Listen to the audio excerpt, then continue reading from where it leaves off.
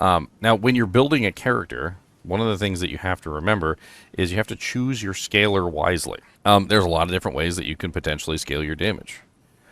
Scaling the level of the ability, as you can see, my current level of Fangs of Frost is level 34. Scaling the level of ability is a massive increase to your damage output. In fact, I can take something like this amulet, which the only real damage modifier on here, and well, it also has a little bit of skill speed, but the main damage modifier on here is the +3 melee skills. And you can see I have 47,000 damage on my Fangs of Frost, and when I take this off, I can't even wear my Fangs of Frost. I can't even do my Fangs of Frost anymore. Hold on. Let's see. I have anything else that gives skills that doesn't completely disable my character? Well, my shield wall doesn't turn off, so let's look at that instead. So you can see my shield wall is currently level 28, and it has 54,000 damage. This little thing right here is really handy, by the way, so you can see the full breakdown of your damage numbers and how they're changing. So you can see I have +3 melee skills on the amulet. I'm going to take that off, and you can see I go down to 41,825. My damage total is 52,450, and then I put this back on, and it's 57,804.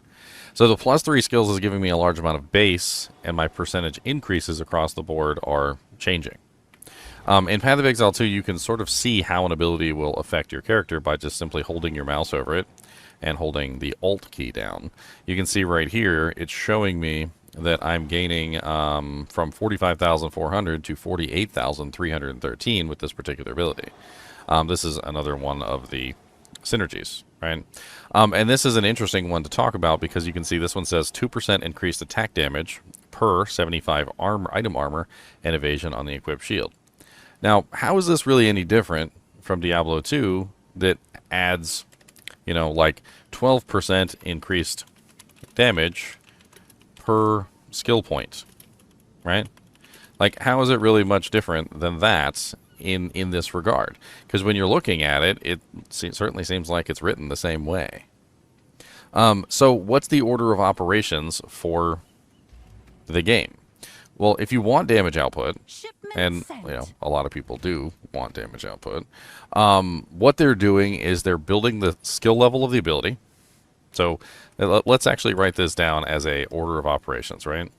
So first off, is it a spell or weapon-based ability, right? So this matters.